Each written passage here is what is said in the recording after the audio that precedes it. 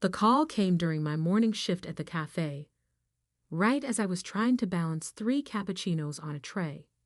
I almost dropped everything when I saw my father's name on the screen. He never called during work hours. That was our deal. My heart started racing before I even answered. My name is AA, and until that morning, I thought I had my life pretty well figured out. Junior year of college, decent grades, and a part-time job that kept me in coffee and textbooks. Sure, things weren't perfect, but they were stable. At least that's what I thought. Hello.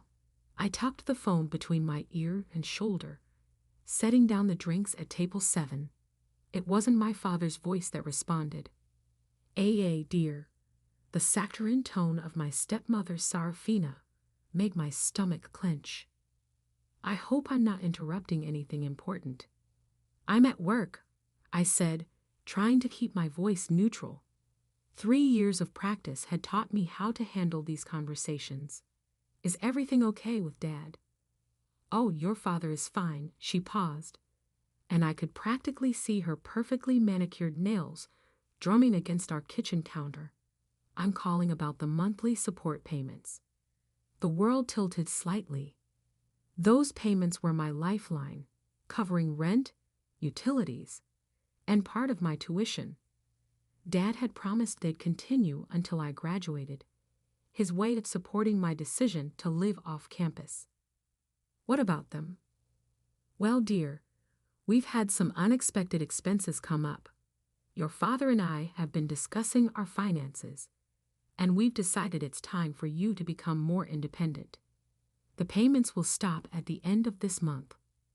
The cappuccinos on table 7 grew cold as I stood there frozen. Does Dad? Did he agree to this? Of course he did. He's very proud of how responsible you've become. We both think you're ready to handle things on your own. My coworker, Jude, caught my eye from behind the counter, pointing at the growing line of customers. I held up one finger, trying to process what I was hearing. Can I talk to Dad? He's in meetings all day, very busy with the new project. Serafina's voice softened with false sympathy. I know this might seem sudden, but you're a big girl now. 21 is plenty old enough to stand on your own 2 feet. I wanted to scream that this wasn't about age. It was about promises, about trust, about the agreement Dad and I had made before I chose my college and mapped out my future.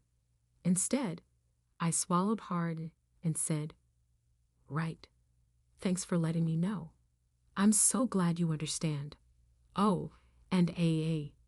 Her tone shifted slightly, almost triumphant. We'd appreciate it if you didn't bother your father about this. He's under enough stress as it is. The line went dead before I could respond. I stared at my phone, noticing my hands were shaking. Earth to AA. Jude appeared beside me, coffee pot in hand. You okay? You look like you just saw a ghost. I'm fine, I said automatically, but my voice cracked on the second word. Yeah, and I'm the Queen of England. He studied my face. Take 5 minutes. I'll cover your tables. I retreated to the break room, did some quick math on my phone's calculator, and felt my chest tighten. Even with my cafe wages, I'd be short on rent next month. Tuition payments loomed like storm clouds on the horizon. As I splashed cold water on my face, I caught my reflection in the bathroom mirror. Something in my expression had changed, hardened. Maybe Dad might have agreed to cut me off, but I knew Serafina's fingerprints were all over this decision, the same way they've been all over every major change in our family for the past 3 years. Fine, if she wanted me to be independent, I'd show her independent. But first, I needed to figure out what was really going on with Dad's finances and why Serafina was so eager to keep me from talking to him about it. I pulled my hair back into a tight ponytail and straightened my apron. I had 4 hours left in my shift to start planning my next move. And for the first time since Serafina entered our lives, I felt something beyond hurt and confusion. I felt angry. I spent that night going through old photos on my laptop, searching for something I couldn't quite name. Maybe closure. Maybe answers. The images flickered across my screen like scenes from someone else's life. Dad and me at my high school graduation, both of us grinning like idiots, his arm around my shoulders, my mortarboard slightly crooked. 3 years felt like 3 decades. My phone buzzed. Myra's name lit up the screen. "Please tell me you're not still obsessing over those photos," she said when I answered. "I'm not obsessing." I clicked through another image. Dad's wedding to Serafina. My smile in that one looked more like a grimace. "I'm investigating." "Same thing." "Listen," I talked to my roommate. "She's moving out next month to live with her boyfriend, so her room's yours if you want it." "Wait, she." I paused on a photo from Christmas 2 years ago. Dad had fallen asleep on the couch, and Serafina sat beside him, scrolling through her phone. Something about her expression made me uneasy, like she was plotting rather than relaxing. "AA, you still there?" "Yeah, sorry."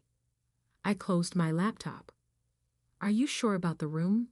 I don't want to impose." "Stop it. You're not imposing. You're saving me from having to interview random strangers from Craigslist. Plus, you make the best coffee in town. That's just because I steal beans from work. See, you're already the perfect roommate. Criminal tendencies and all." I laughed, but it felt hollow. Moving in with Mira would solve my immediate housing crisis, but it felt like admitting defeat, like proving Serafina right about my inability to stand on my own. "I need to think about it," I said finally. "Well, think fast. Term starts in 3 weeks." And Mira stopped mid-sentence. "Oh, speaking of term, have you checked your student account lately?" My stomach dropped. "No." "Why?" "There's some issue with the financial aid office. Everyone's getting emails about verification or something." I scrambled to open my laptop again, this time logging into my student portal. Sure enough, there was a notification. Additional documentation required for financial aid processing. This can't be happening. I muttered, clicking through the requirements. They needed updated bank statements, tax returns, and my heart nearly stopped. My father's financial information. What's wrong? They need Dad's signature on some forms and his tax returns. I ran a hand through my hair, tugging at the roots. How am I supposed to get those without telling him what's happening? Maybe this is a sign that you should tell him. You don't understand. If I tell him, Serafina will twist it around somehow, make it seem like I'm being ungrateful or trying to cause problems. I thought about the way she looked at me during that last family dinner, like I was an inconvenience she couldn't quite figure out how to handle. I need to handle this myself. By doing what, exactly? Before I could answer, another call came through, Dad's number. My finger hovered over the accept button. "Mara, I have to go. Dad's calling." "Good. Talk to him." I ended the call with Mara and took a deep breath before answering. "Hey, Dad." "Princess, how's my favorite daughter?" The familiar nickname hit like a punch to the gut. "I'm your only daughter." "Still my favorite," he chuckled, and for a moment, he sounded like his old self. "Listen, Serafina mentioned she talked to you about the finances." Here it was, my chance to ask him directly, to challenge what Serafina had told me. But something in his voice, a weariness I'd never heard before, made me hesitate. "Yeah, she did." I kept my voice steady. It's fine, Dad. I understand. That's my girl, always so independent. He paused. You know I'm proud of you, right? The words felt like ash in my mouth. Thanks, Dad. I have to go. Early shift tomorrow. After hanging up, I stared at my reflection in the dark laptop screen. The girl looking back at me seemed different from the one in those old photos. Harder, more determined. I opened my phone and texted Mara. I'll take the room. Then I started making a list. If I was going to figure out what Serafina was really up to, I needed more than just suspicions. I needed proof, and I knew exactly where to start looking. Moving day with Mara should have been my biggest concern, but life had other plans. I was sorting through my old room at Dad's house. He and Serafina were supposed to be at some charity lunch when I heard voices drifting up from the backyard patio. The market's been good to us, Serafina was saying. We could easily get another $100,000 out of the investment account. I froze, a box of college textbooks in my arms. Investment account? Dad had always said he kept everything in his checking and retirement funds. I don't know, honey. Dad's voice sounded strange. That money was meant for what? AA. She's handling things just fine on her own. You said so yourself. I set the box down silently and crept closer to the window. Through the gaps in the blinds, I could see them sitting at the patio table. Serafina wore one of her designer sundresses, the kind that probably cost more than my monthly rent. Besides, she continued, the contractor needs the deposit by Friday if we want to start the renovation next month. Renovation? I thought about my student loan application still sitting incomplete on my laptop. The house is fine as it is, Dad said, but his tone had that familiar weakness to it, the same one he'd had when Serafina convinced him to sell Mom's old piano. Darling, we talked about this.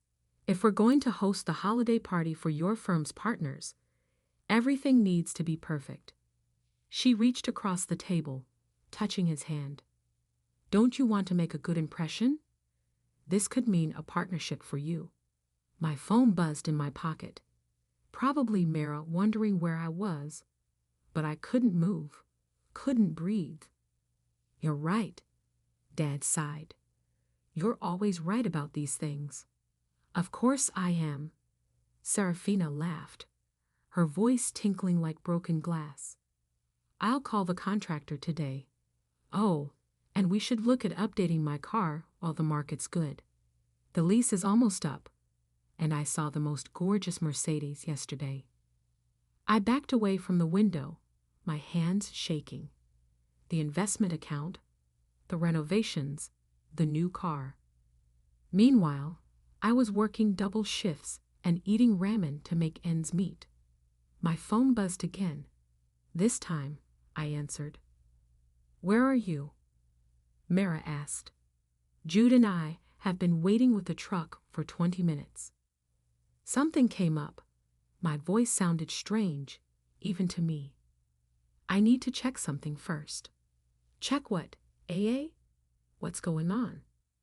I was already moving down the hallway toward Dad's home office. Remember how Dad used to let me handle some of his online banking back when Mom was sick? I asked. Yeah, I wonder if those login credentials still work. AA.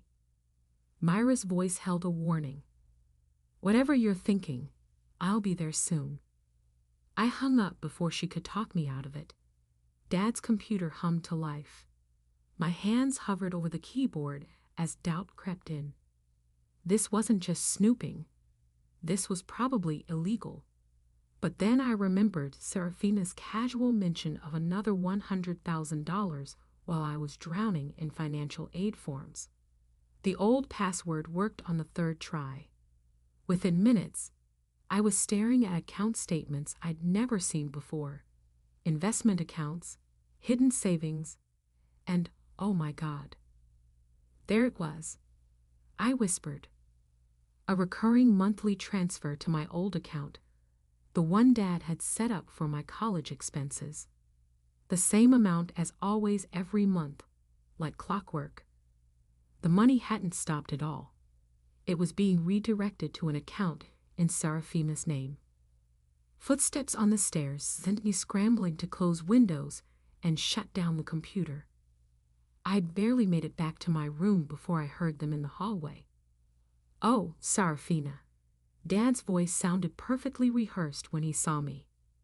"We didn't know you were here, dear." Just getting the last of my things, I hefted the box of textbooks, grateful it hid my trembling hands. Dad smiled, but it didn't reach his eyes. "Need any help?" "No, thanks." I managed a tight smile. I got it under control. And I did. For the first time since this whole mess started, I knew exactly what I was dealing with.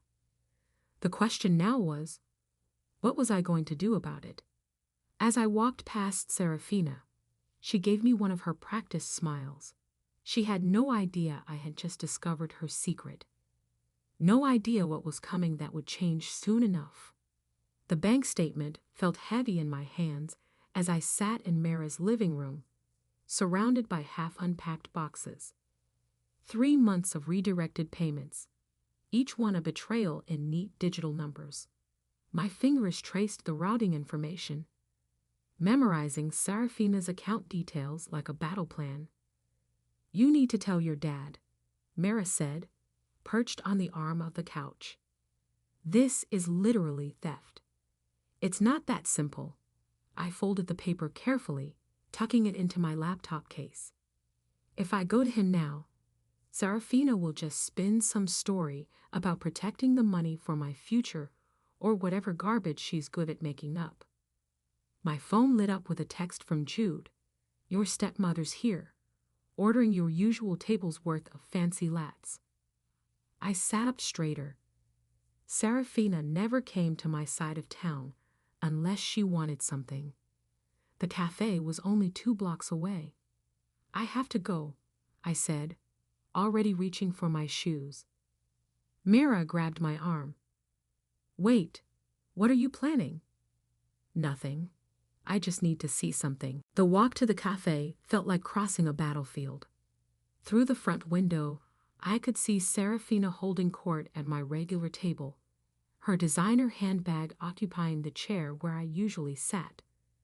Jude caught my eye as I entered, giving me a subtle nod. "AA." Serafina's voice carried across the cafe. What a lovely surprise. "Join me." Several customers turned to watch as I approached the table. Serafina's smile never wavered, but her fingers tightened around her cup. "I was just telling your charming coworker about our renovation plans," she said as I sat down. "Your father is so excited about the new kitchen." "I bet he is." I kept my voice neutral, watching her face. "Must be expensive." "Oh, you know how these things are." She waved her hand dismissively. "But we're being very careful with our finances. Speaking of which," she leaned forward, lowering her voice. "I noticed you were in the house yesterday when we came home." My heart skipped, but I forced myself to meet her gaze, just getting the last of my things. She took a sip of her latte, leaving a perfect lipstick print on the rim. "You know, your father mentioned something interesting this morning. Apparently, his computer showed some unusual login activity yesterday. The temperature in the room seemed to drop 10 degrees. "Really?" I said, proud of how steady my voice sounded. Serafina's smile turned sharp at the edges. "We changed all the passwords, of course, just to be safe. You understand?" "Completely." I stood up, my chair scraping against the floor. "Is that all you wanted to tell me?" She reached into her bag and pulled out an envelope. "Actually, I brought you something. A little housewarming gift." Inside was a check for $5,000. "Consider it a fresh start," she said softly. A chance to prove you really can be independent without needing to investigate things that don't concern you. The check burned in my hands. $5,000, enough to cover next semester's tuition deposit with some left over for books. All I had to do was take it and walk away. That's very generous, I said carefully, placing the check on the table. But I think I'll stick with my current plan. And what plan is that? The warmth had vanished from her voice. I guess you'll find out.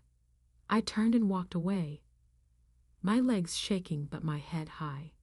Behind me, I heard the sharp click of Serafina's heels as she stood.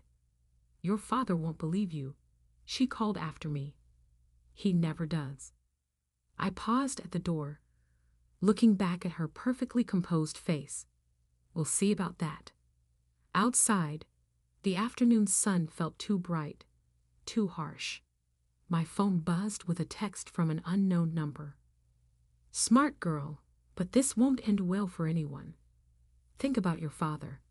I took a screenshot of the message before blocking the number. Serafina thought she was warning me off, but she had just made a crucial mistake. She'd shown me she was scared. Now I just had to figure out exactly what she was scared of. I found the first letter while helping Jude sort through old mail at the cafe. It was addressed to my father, postmarked 3 months ago from his company's accounting department. My hands trembled as I slid it into my apron pocket. You know that's a federal offense, right? Jude said, but his eyes were kind. Added to my growing list of crimes, I tied my hair back, preparing for the morning rush. Did you know Serafina has been coming in every day this week? Yeah. Always when you're not here, asking weird questions about your schedule, your friends. He hesitated. Your dad came in yesterday, too. My stomach lurched. What? Why didn't you tell me? Because he looked terrible, Jude said, like he hasn't slept in days. He kept asking if you seemed okay, if you needed anything. The morning crowd started filtering in before I could respond. As I worked the espresso machine, my mind raced. Dad never came to this part of town unless he had to, and he definitely never checked up on me through other people. During my break, I opened the letter. Inside was a notice about unauthorized changes to Dad's retirement account beneficiaries. All funds had been redirected to a single beneficiary, Serafina. My phone buzzed with a text from Mara, 911. Your stepmom's at our apartment. I nearly dropped the phone. What? Why? She says she's dropping off more of your stuff, but she's just sitting here, asking questions about your classes, your study habits. It's creepy. Don't tell her anything. I'm on my way. Wait, there's something else. Mara added. She mentioned your mom. I froze halfway through untying my apron. What about her? Something about your mom's old medical bills. Said your dad's still paying them off. That couldn't be right. Mom's insurance had covered everything. I'd helped with the paperwork myself.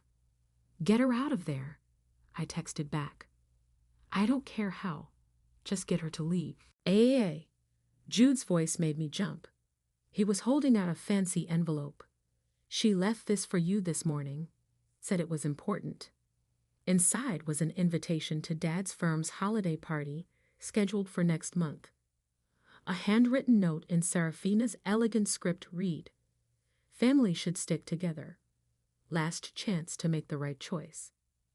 I need to leave early, I said, crumpling the invitation. I already cleared it with management. Jude grabbed my bag from under the counter. But first, there's something you should see. He pulled up a social media post on his phone. A photo from one of Dad's colleagues showed Serafina at some charity event last week, wearing a diamond necklace that looked eerily familiar. Isn't that your mom's? Jude zoomed in on the image. You showed me a picture once. The necklace had been my grandmother's, passed down to Mom. Dad had kept it in his office safe after she died, promising it would be mine someday. My vision blurred. She's not just stealing money. She's erasing everything. "What are you going to do?" Jude asked. Before I could answer, my phone lit up with a call from Dad. As I stared at his name on the screen, another text from Mira came through. "She's going through your room, looking for something specific." The letter about the retirement account felt heavy in my pocket. Whatever Serafina was searching for, she was getting desperate, and desperate people made mistakes. "I'm not answering," I said, declining Dad's call. "Not yet." "AA." Jude's voice held a warning. "I know what I'm doing." "I hope I do," I muttered. "She wants to play family?" "Fine. I'll be at the holiday party." "And then what?" Jude asked. I thought about Mom's necklace, about the redirected payments, about Dad's exhausted face asking strangers if I was okay. "Then I'll show everyone exactly who Serafina really is." I grabbed my bag and headed for the door, starting with what's in that safe. As I left, my phone buzzed one final time. A text from an unknown number. "You're just like your mother." She didn't know when to stop either. The threat was clear, but Serafina had made a crucial mistake. She'd mentioned Mom's medical bills, files I knew better than anyone. Now, I just had to prove what I'd suspected all along.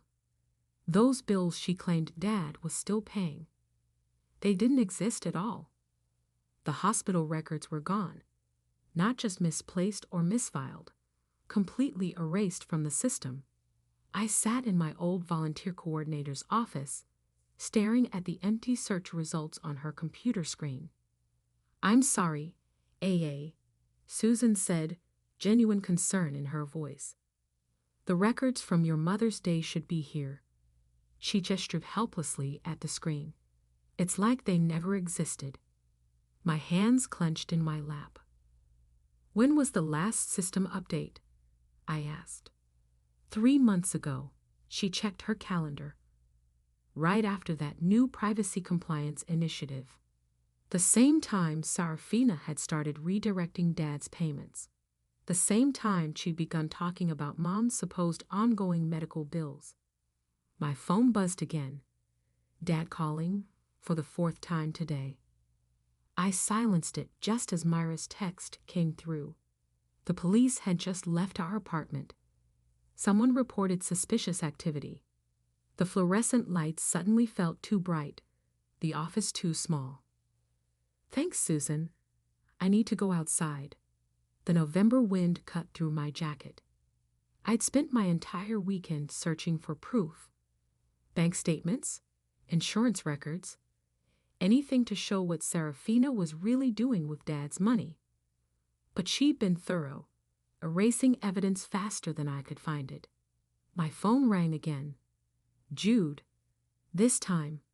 "She's here," he said, without preamble. "At the cafe, with your dad." My heart stopped. "What?" "They're asking about you. About whether you've seemed unstable lately." She's showing him something on her phone. Texts or emails, I think. Of course. All my desperate searches, my clumsy attempts at investigation.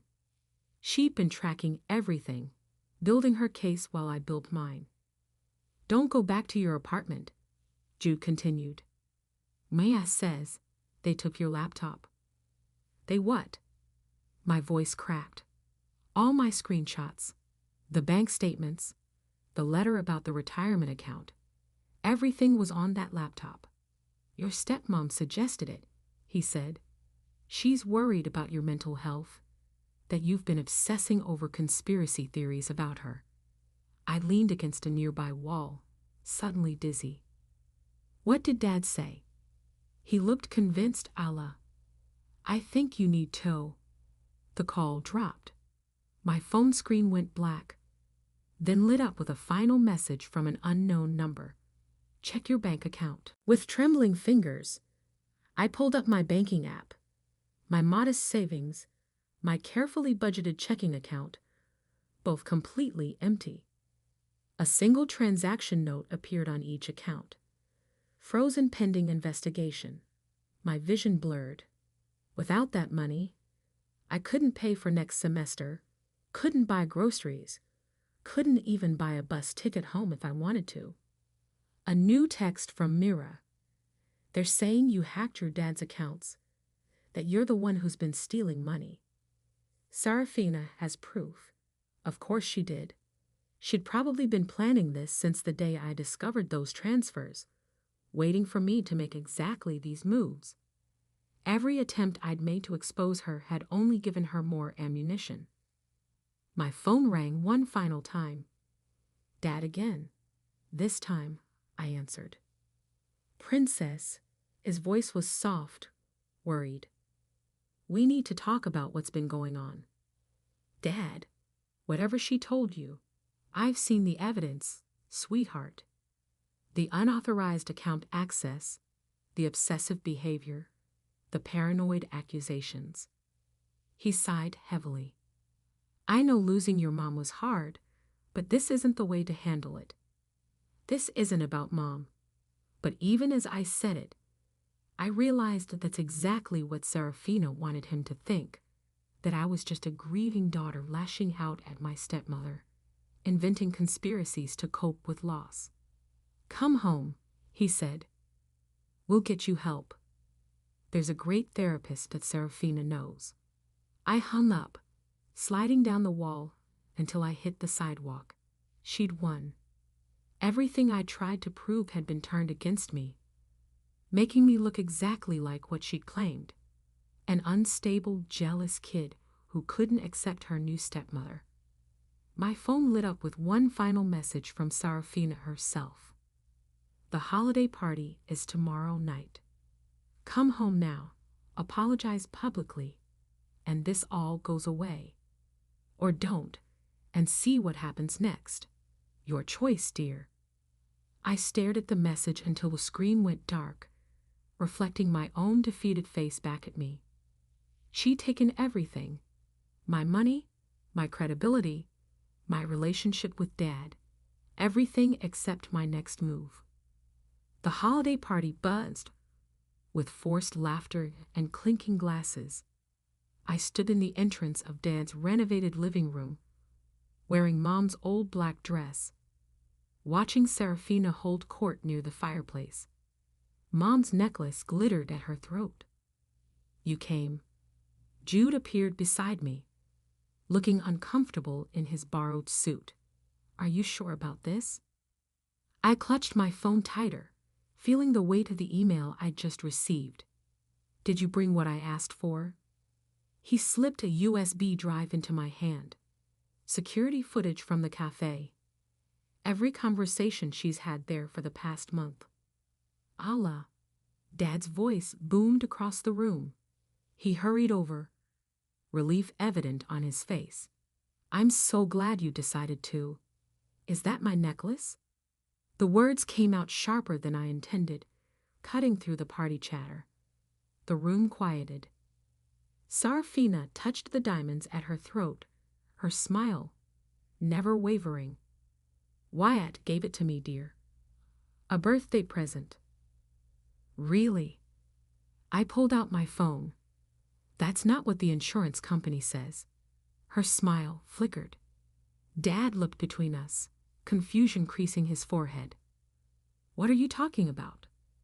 The necklace was reported stolen 3 months ago. I held up my phone, showing the email along with several other pieces of Mom's jewelry. The claim was filed under your name, Dad, but you didn't file it, did you, Serafina? Dad turned to his wife. What is she talking about? She's obviously confused again. Serafina stepped forward, reaching for Dad's arm. Remember what the therapist said about the therapist you invented. I pulled up another email, the one who'd been charging to Dad's account. I called the office. They'd never heard of him. The party guests had gone silent, watching the scene unfold. Serafina's perfectly manicured nails dug into Dad's sleeve. While we're talking about bills, I continued, let's discuss Mom's medical expenses, the ones you told Dad he was still paying off. I turned to Dad. Did you ever actually see those bills? They're handled automatically, he said slowly. Serafina set up the payments because there are no bills, Dad. I have proof from the hospital. Everything was paid in full before Mom died. The money's been going somewhere else. Enough. Serafina's voice cracked like a whip. Wyatt, she's clearly having another episode.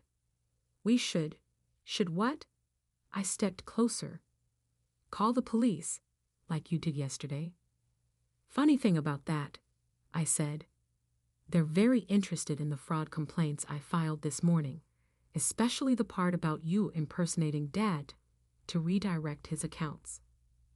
Dad pulled away from Serafina, his face ashen.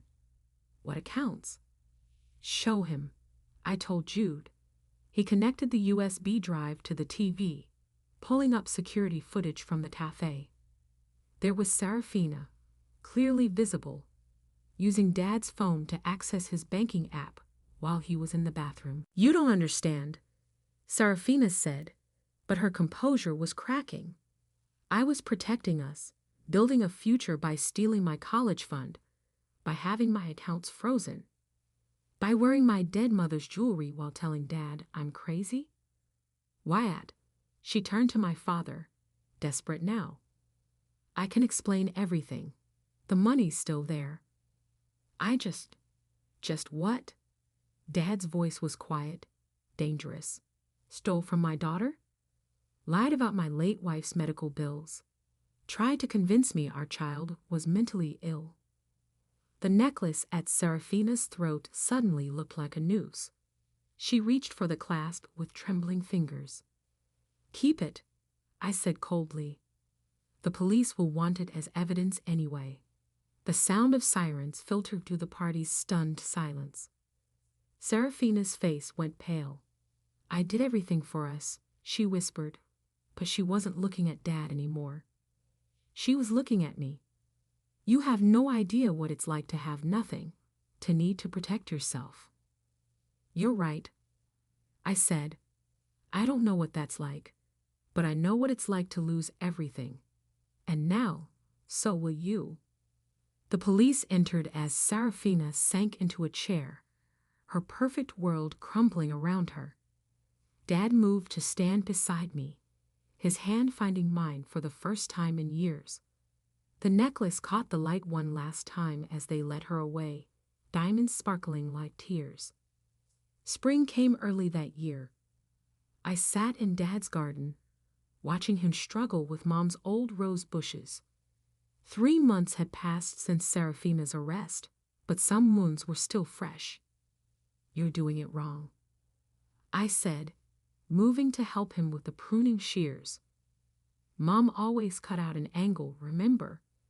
He handed me the tools without argument. We worked in comfortable silence until his phone buzzed. Another email from Serafina's lawyers. They're offering a plea deal, he said, not looking up from the roses. She'll return everything she took, plus interest, in exchange for what? Dropped the additional fraud charges. Let her serve a shorter sentence. He pulled a worn envelope from his pocket. She wrote you a letter. I stared at the envelope, dirt under my fingernails, remembering how Serafina's perfectly manicured hands had once held Mom's necklace. Did you read it? No, but her lawyer mentioned. He hesitated. She grew up in foster care, aged out of the system with nothing. Apparently, she's been running similar schemes for years, always targeting widowers with college-age kids. The letter felt heavier than paper should. That doesn't make it okay. No, it doesn't. Dad touched one of Mom's roses. But it might help explain some things. My phone chimed. A new email notification. I've been getting a lot of those lately, ever since the story broke. Local newspapers loved the drama. Wealthy widow's daughter exposes stepmother's fraud ring. The university had even featured me in their alumni newsletter after I won the emergency scholarship. Jude asked me out. I said yes, surprising myself. For coffee somewhere that isn't the cafe? Dad smiled. Oh, a real smile, like the ones from before. Smart boy. Took him long enough. I haven't said yes yet. But you will. He gestured at the garden. You're your mother's daughter. You never could resist fixing broken things. I looked down at Seraphina's letter, still unopened. Some things can't be fixed, Dad. No, he agreed. But they can be understood. Sometimes, that's enough. Later that evening, I sat in my new apartment, a small studio I could afford with my reinstated college fund and cafe wages, and finally opened the letter. Seraphina's elegant handwriting filled the page. Dear Allah, you remind me so much of myself at your age. The determination, the need to protect what's yours. I saw it the moment we met, and it terrified me. I thought I could control you the way I controlled everything else in my life. I was wrong. I won't ask for forgiveness. What I did to you, to your father, to the memory of your mother, it's unforgivable. But I want you to know that the fear never goes away. The fear of losing everything, of returning to nothing. I thought having money would fix it. I was wrong about that too. You're stronger than I ever was. You fought for your family instead of trying to replace it. Keep fighting. I folded the letter carefully and reached for my phone. Jude's number was still up on the screen, waiting for my response about coffee. Hey, I typed. Tomorrow works, but not at our cafe. I know a better place. The garden center down the street had a small coffee shop. Mom used to take me there when I was little, letting me pick out seeds for our section of the garden. Dad had forgotten about it over the years, but I hadn't. Maybe it was time to plant something new. My phone buzzed again. Mira, this time asking if I was still coming to her graduation party next week. Then another text from Dad. Found Mom's old gardening journal. Want to help me restart her butterfly garden. I looked around my small apartment, at the potted plants on every windowsill, at the framed photo of Mom and me in her garden, at the future I was finally building for myself. I did respond to both texts, yes. Certain things were irreparable, but with the right care, others would recover more robustly. Long before Seraphina attempted to erase it from my memory, Mom had taught me that. I put the letter in my desk drawer, beside the surveillance tape from the cafe and the scholarship certificate, which served as reminders of what I had battled to save, rather than what I had lost. Dad and I would plant roses tomorrow. However, I needed to plant some seeds of my own tonight.